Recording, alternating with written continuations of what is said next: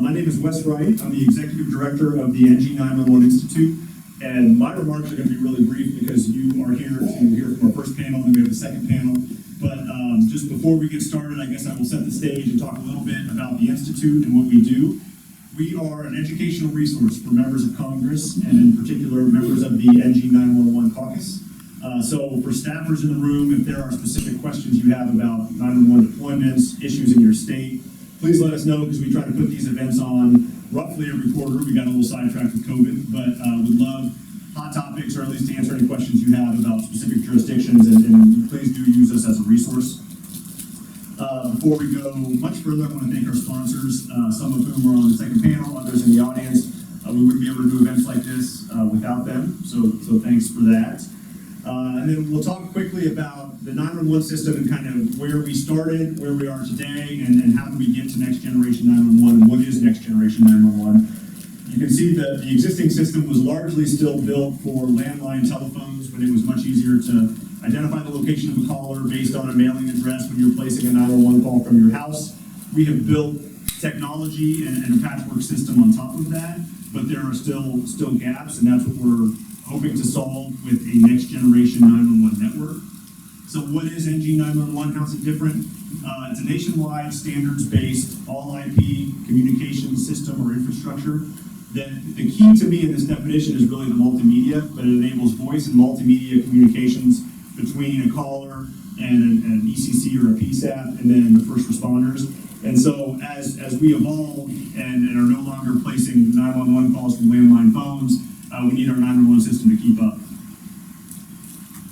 Some benefits, there's different core constituencies that benefit from an NG 911 system. From a citizen perspective, I think not only does it meet their needs, but it meets their expectations. I took an Uber to get here, Uber knew where to find me, 911 does not always know where to find me. And we have technology that allows us to be found, but then the 911 system doesn't always support that. So understanding what citizens expect and then building and supporting a system that meets those expectations is very important. On the 911 center and telecommunicator side, here's a couple of things that benefit the ECCs, but you're going to hear from this panel that knows way more about it than I do, so you can take their word for it, not mine. But there are still significant training, staffing issues, but you can promote reliability, able to help with the backup ECC in the event of call inundation. So those are some of the benefits for call takers. Significant benefits for first responders is they get more information, they get more accurate information, whether that's a video or additional stuff that cannot be funneled through the existing 911 system that can come in through an NG 911 system. And then state and local governments, again, safer, your constituents expect to be found, they expect a better result. Equal access, so that's for a hard of hearing community or things like that, that have better access to 911.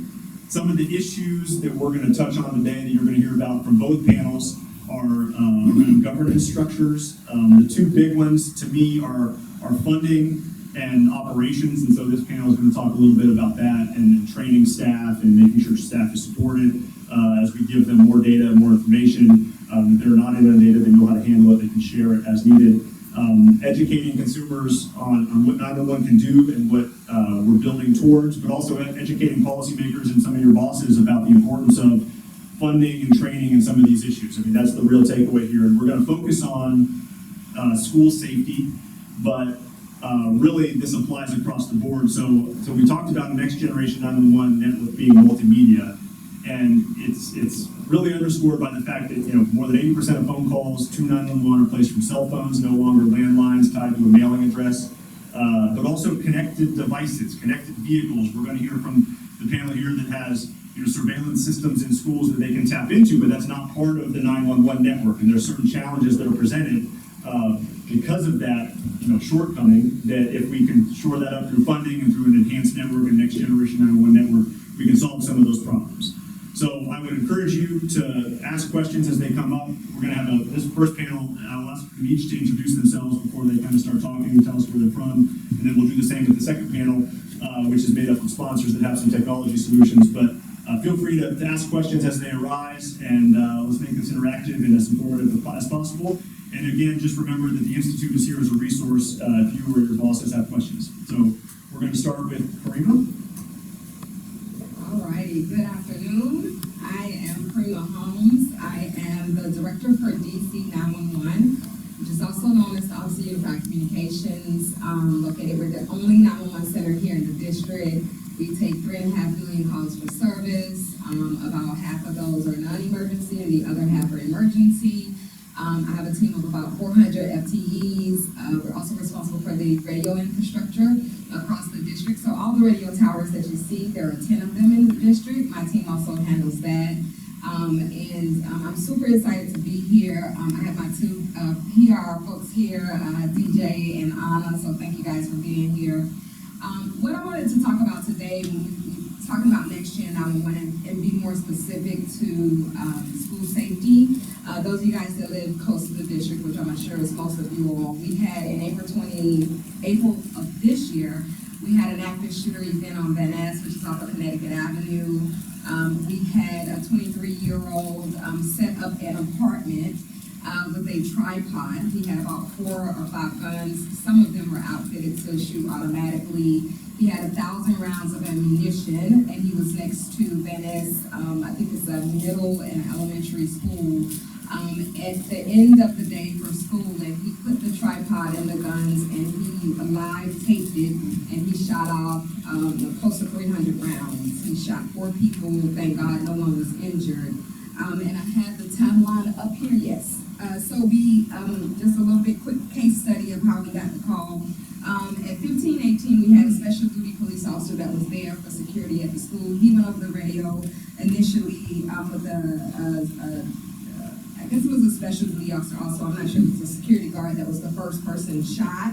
If you see seconds later, we got a call from our first 911 call, which was a mother and a daughter who was actually on Connecticut Avenue, and they could hear the shooting, but no one knew where it was coming from. This guy was on the 3rd or 4th floor, and he was shooting out of the window down into the courtyard with the school right across.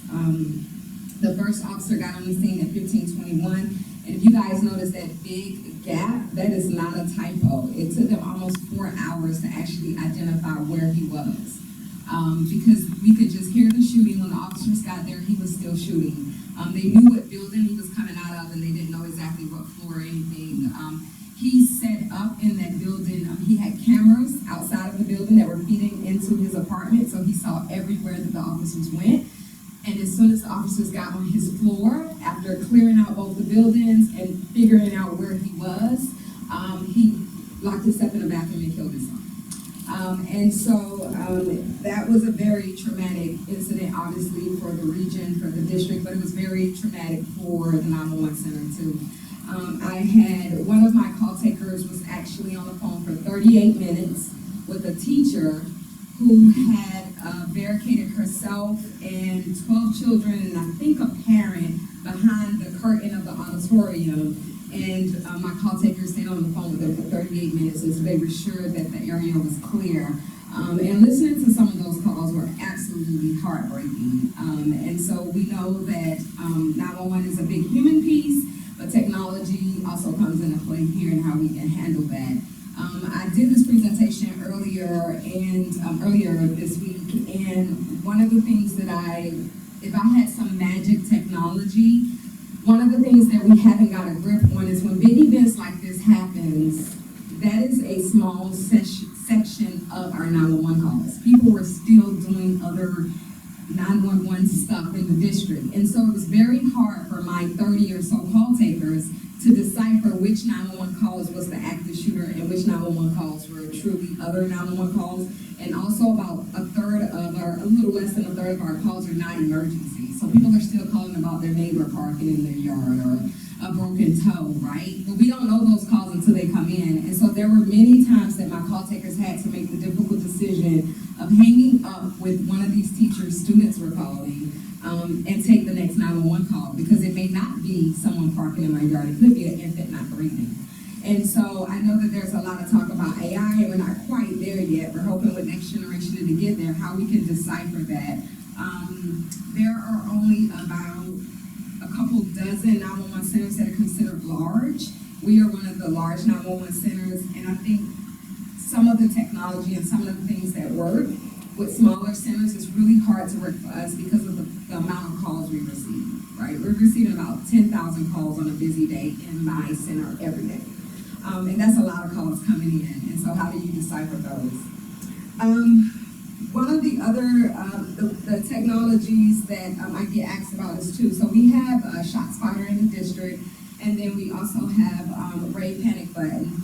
And the ShotSpotter technology is very useful, but it's only used for outside. And in this case, if the shooter is inside, it doesn't always get detected. The other thing is ShotSpotter is not across every single piece of PC. And so in this case, it was not used, or we didn't get any alerts there. The other piece of technology we do have a Ray Panic Button, which is great. Our mayor, maybe about 3 years ago, I went to her and identified the need that, we're gonna have an active shooter, school, building somewhere. And we knew that Ray Panic Button would help, and so we were able to procure 35,000 licenses. There are 35,000 employees that fall under Mayor Muriel Bowser, and so all of those employees have access to our Ray Panic Button. So if there's if there's an active shooter or any other heightened emergency, there is an app that they are familiar with. You push the alert, it asks if this is an active shooter, medical. Once you acknowledge that, it automatically calls 911, which is the normal part, right? But the most important part is it also sends out a message to everyone on that campus. We geo-fenced, and we're able to upload different numbers, and it lets them know that, hey, someone on your site has called 911 about an active shooter. And I think that's just really important because of time. That is the most important thing in dialing 911, right? You're in a big campus, and someone starts shooting here.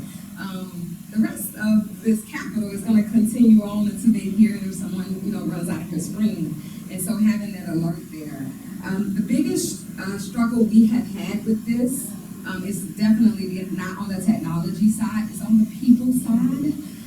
We really struggle with individuals really downloading it and being comfortable with using it if something happens.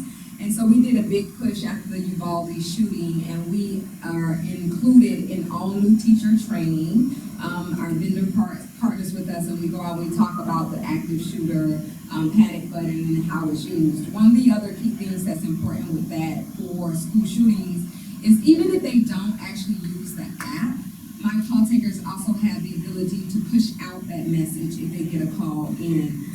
We are not great at it.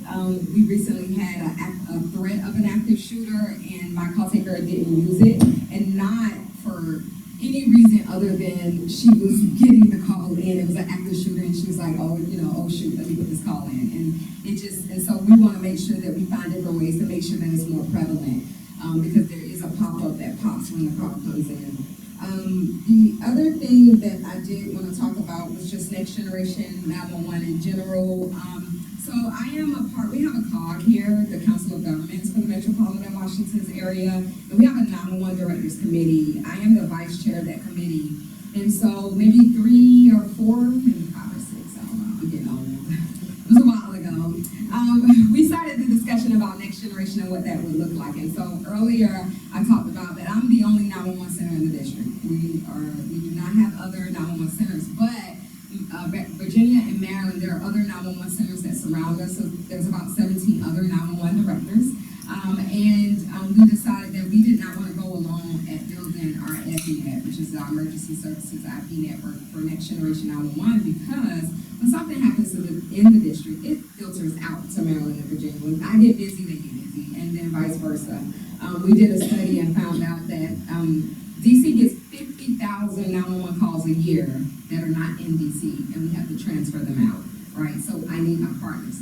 But if I had to talk about the biggest struggle, and Wes, you talked about this a little bit, is easier for the district, but we're also not back pockets like people think. But I have come from, this is the third 911 center I've been in, and we do get a little bit more resources, but the majority of 911 centers cannot afford the technology and to get where we're trying to get. And so I've been a really big advocate about talking about that to folks that do have access to resourcing to talk about this, because I came from a center where there was 2 call takers at a time, right? And they just don't have those resources. But anyway, one of the things we talked about was, it's called load sharing, right? So this is the operations piece that we're also struggling with. So we have the technology in place right now that if my 911 center went down, I could share my call load with another center. The catch is, there's no other center that can handle my call load, right? And so, and then what that brings in is the politics of it all, right? So I would have to have my mayor and talk to this mayor, and no one wants to take that on. And we have had the discussion about splitting it up in quarters, who gets DC calls, and then vice versa. Honestly, we can't take out another extra call. Calls do go in queue, they are on hold when we're really busy. And so that governance piece is really hard, and we are working towards it and looking at whether that looks like an MOA or MOU or something like that to see how we separate it. And then lastly, I just want to say the other piece that really keeps me up at night, aside from news articles, the other thing that keeps me up at night is just our workforce. We have not prepared our workforce in 911 for next generation 911. We are making huge strides in technology and plugging in all this great stuff and everything, but I will tell you, those individuals that are out there working every day, they are not ready to see a video of a kid that has been stabbed. I answered 911 for 8 years, and I know the reason why I made it through is because I never got to see it. So I was able to put that address in and get responders out there, because I didn't see the mother doing CPR on a 1-year-old. So it kept me very steady. And that really scares me at night if we really want to accept that. And there are talks about, do we bypass the 911 center and get it to a responding unit? And, you know, those are other talks. So I do think that we have to work on the workforce and make sure that they're trained to handle all the great stuff that we have coming our way. Thank you. Thank you. Funding and training are 2 things that we're going to hear a lot about. Yes. So appreciate that. And Joe, if you don't mind introducing yourself, and then we'll give us a little bit about your story. Thank you, Wes. Good afternoon. My name is Joe Thomas. I'm the director of the Sussex County, Delaware Emergency Operations Center. So to put in perspective geographically, I'm the southernmost county in the state of Delaware. For those of you that might be familiar with our beaches, we have 25 miles of beaches along the Atlantic coast: Rehoboth Beach, Fenwick Island, Bethany, and we border Ocean City. You can literally stand in the sand and stand in Ocean City with 1 foot, stand in Fenwick Island the other. You're going to hear a lot of the same themes today from all of us, and I think it doesn't matter where you go in the United States. When you talk to a 911 director, we're all dealing with the same issues. Karima has an extremely large center. I serve an area of 940 square miles. That's our size of our county. We're one of the largest counties on the East Coast. We, on a yearly basis, do about 125,000 911 calls. For us, that's busy. When you hear her mention 3 million, I'm almost afraid to even say it, because it doesn't even sound right. But the ratios are there. It's still the same thing.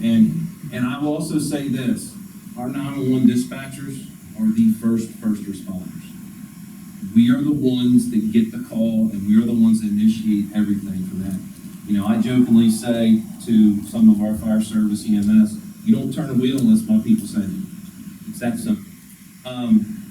When it comes to school safety, we're all trying very hard to be on top of technology and be on top of how things work. You heard Karima say panic button. We in the state of Delaware instituted a statewide panic button. We actually, my colleague who was supposed to be here with me today, Jeff Miller from Newcastle County, he likes to tell people that we like to start it, and then the state of Delaware picks it up and runs with it. But we instituted Smart 911 2013, 2014, and then we came right behind that and decided panic button was a very important product. Being able for the school staff to alert us at seconds that there's something going on versus dialing 911, and in some cases with construction of schools, the calls don't get out. If you're in a metal and concrete building, if you don't have Wi-Fi calling turned on your cell phone, you're not going to get out. It's that simple. So having panic button in the hands of the faculty and the staff, and then you heard Karima talk about it, and then not only getting that call, but being able to alert those folks in those schools and those districts that something's going on. One of the things that we've talked about is, okay, we put that tool in their hands, but the Texas shootings made us see another thing. What happens when the incident happens within close proximity of the school? How do we let the school know there's something going on? So that's another challenge. We're actually working, Rave Mobile Safety is who we deal with, and we're dealing with a product now that's relatively new called Rave Aware. And that's a product that we're hoping will take hold, and it allows you to do some cross-jurisdictional, cross-agency interoperability. And that's a big word that we use a lot of times. So having that technology is a great thing. One of the biggest things that we struggle with is that when we come and we sit down with our state's 911 boards and our folks that have the purse strings, and we tell them we want something, and we say here's why, and they accept it. My state, Delaware, is small. You all know we're one of the small states in the union. Okay, we love to do everything statewide. Everything's statewide initiatives. But in Maryland and in other jurisdictions, it's up to the individual counties or even the municipality to decide what they're going to purchase, how they're going to purchase, and where they're going to find the funding.